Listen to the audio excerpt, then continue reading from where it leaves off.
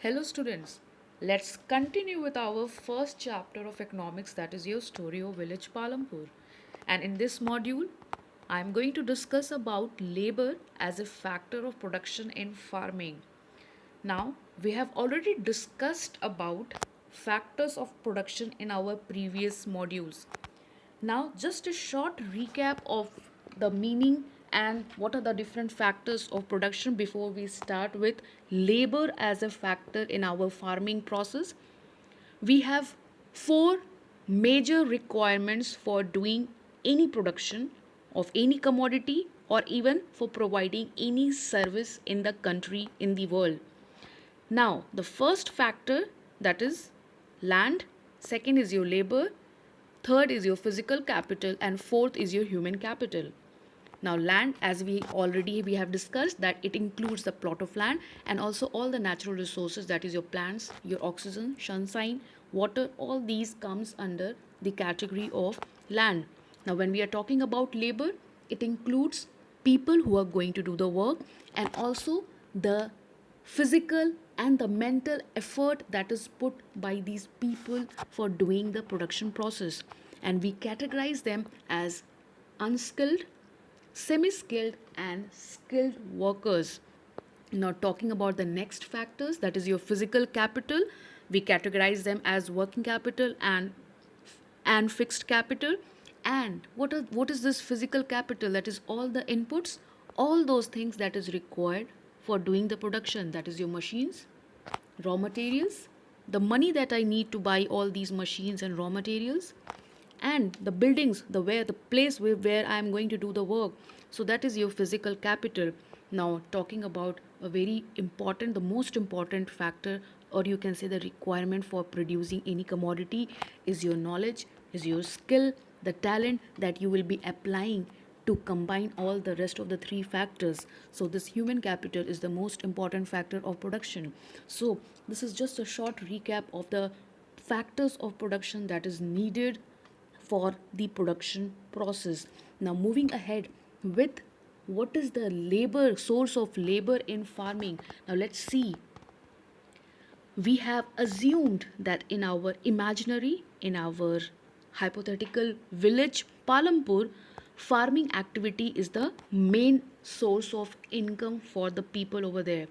And we are assuming that 75% of the working population, remember 75% of not the entire population, we are talking about the working population, are dependent on farming. And these 75% people, working people, are either working as small farmers, or they are medium, or they are large farmers. So now let us see what do we mean by these three terms that is written over here, that is small, medium, and large farmers. When we talk about small farmers, it means all those farmers, all those people who are the owners of less than 2 hectares of land. Those people are considered, are categorized as small farmers. That is, their plot of land is very small, very less, where it's actually uneconomic. Now let's talk about medium and large farmers.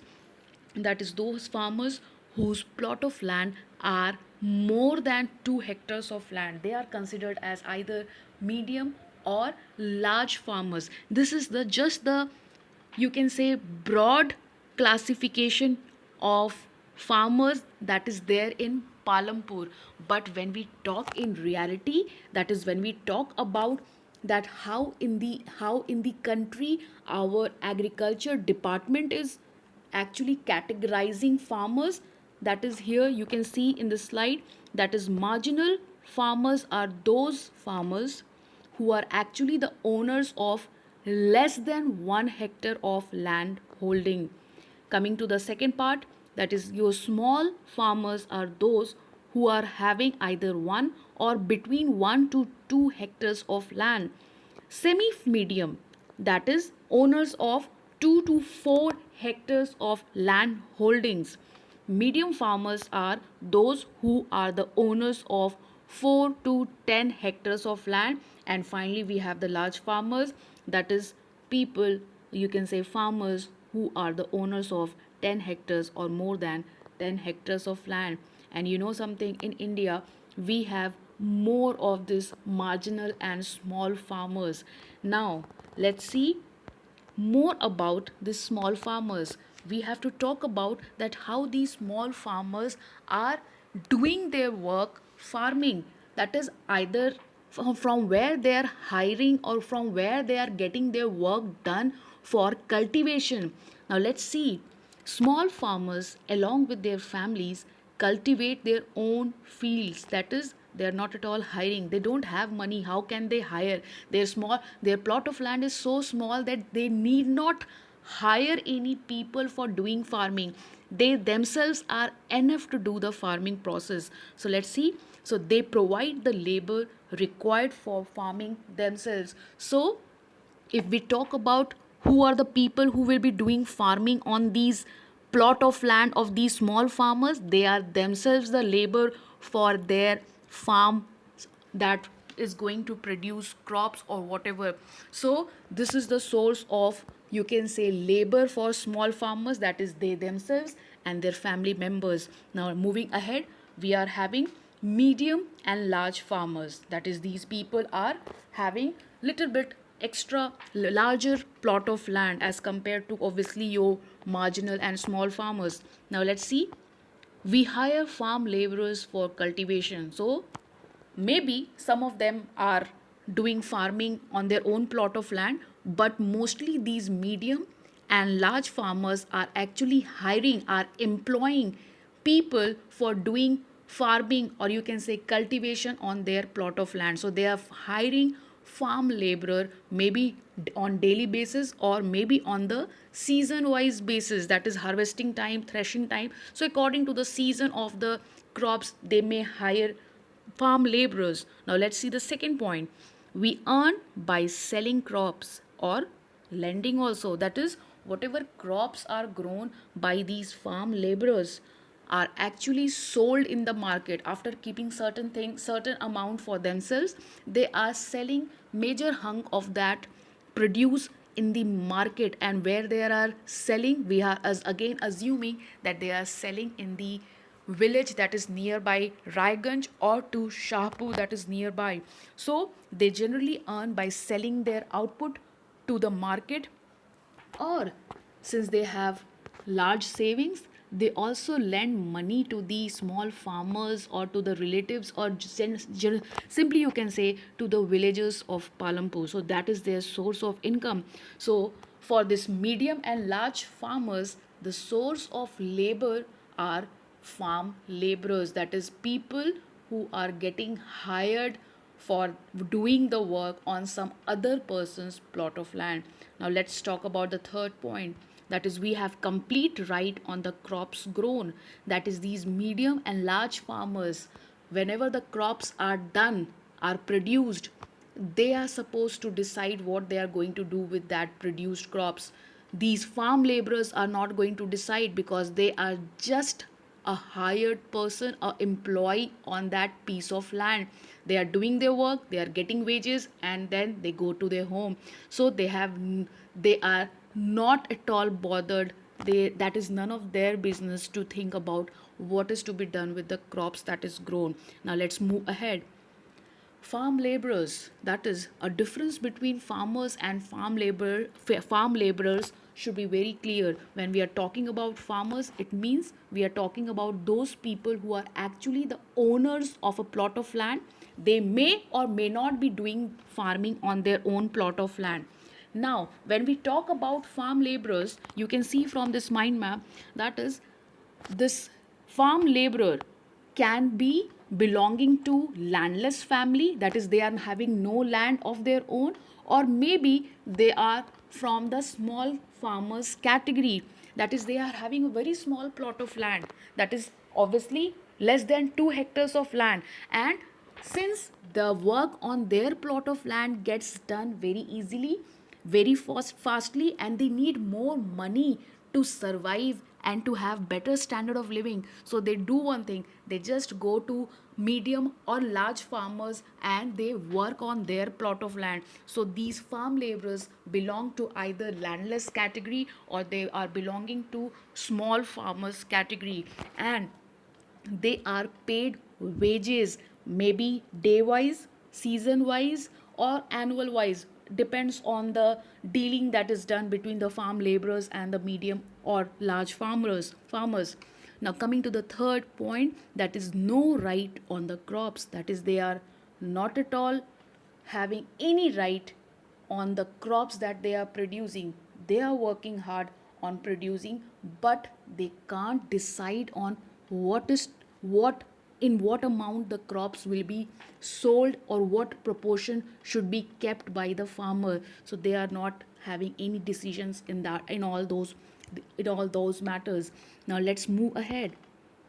You can see here that these are the pictures of farm laborers, and you can see we are farm laborers, we are paid very low wages by the landlords. Why not? They are in such a huge number in any village that they are hired at a cheaper price. It's very obvious when the supply of anything is very high as compared to the demand for that, it means it will be given lesser price or lesser wages, you can say. Again, you can see in this figure 4 also that so many ladies are doing farming process. So this is how the farm laborers actually are working on the plot of land of either medium or large farmers. Now let's see, this is an example that is given in your NCERT book to explain the conditions, the living conditions of small farmers or landless people of any village. Let's see. Dala and Ramkali are among the poorest native of the village. Now let's see here. Dala is saying something to Ramkali. It is difficult to find work these days. Only the large farmers hire us, and that too for very limited number of days. Obviously, they will hire only for those time period when they actually require them to do the work. Now let's see what she is saying. Ghanshyam, the large farmer, has just bought a harvester. So we are going to get even less work during the harvest season this year. Last year, I worked for less than 5 months in the whole year. We already know that agriculture is a seasonal activity, economic activity. That is, for some seasons, they are having more burden, and for the rest of the seasons, most of the farm laborers are having no work. So they are employed only for a short period of time for the entire year. Now let's see what he's saying. We have tractors for plowing, harvesters for harvesting, threshers for threshing. Even for removing weeds, some farmers spray weedicide. So what happens because of the use of these modern farming methods that is being used by most of the farmers nowadays, the number of farm laborers that is required has gone down. They require less people to work on their plot of land. Why? Because these machines are doing the work at a cheaper rate, and moreover less number of people are required because that work is being done by those machines, harvesters, threshers, so they need less people. Now it means that is a source of unemployment for rural areas. Now let's see. I owe the local money lender rupees 2000. I had taken rupees 1000 last summer when no work was available in the fields. How will I ever repay? I hardly earn enough for 2 square meals. Now what she is saying, this year, I will have to look for work in the brick making unit in Raiganj. My situation is not much better. Due to past debt, the money lenders refuse to give me any loan. Now, this is something which is very important when we talk about small farmers or marginal farmers. That is, they are generally in debt trap, that is, in a circle of loans. That is, in order to pay the previous loans, they generally take a fresh new loan. So what happens, if their crops are not grown properly, if something happens which is not giving them enough income, they are not able to repay their loan, and what happens, they are forced to take a new loan in order to repay the previous loan. So they are in debt trap. And in India, this is a very common phenomena, you can say, among farmers, and this is actually a reason for so many suicides that these farmers undergo because of the heavy pressure that they have.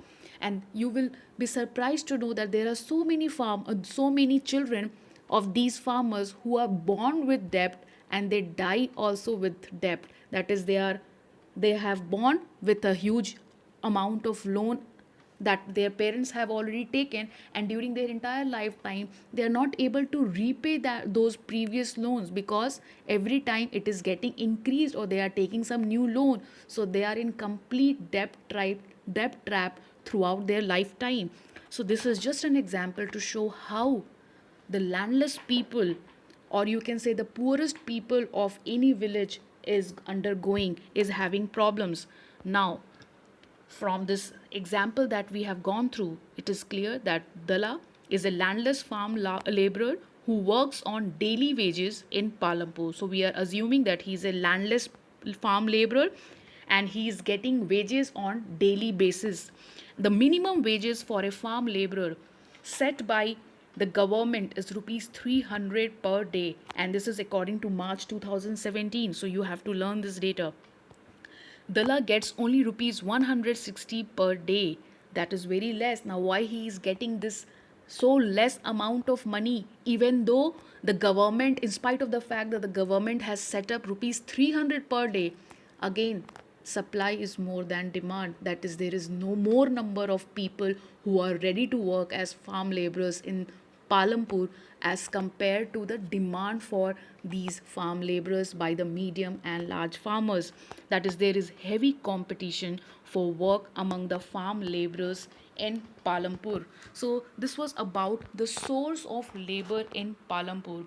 Now, just a general, nowadays we are packed in our home because of this COVID, and the government is trying to improve the situation of our small farmers. Now, before this pandemic happened, actually our planning commission, which is nowadays known by the word the Niti Ayog, this has actually asked all the states to identify small and marginal farmers, and these small and marginal farmers who will be identified by every state of India, they will be receiving rupees 2 actually rupees 6,000 per year, who all those who are having the land holding up to 2 hectares. So these small and marginal farmers are supposed to get rupees 6,000 per year under a scheme that was started by Mr. Piyush Goyal in the year 2019, under a scheme known as Pradhan Mantri Kishan Samman Nidhi. And this is just a way to increase, or you can say to improve, the situation of our small and large farmers. I hope whatever has been explained is very much clear. Thank you so much.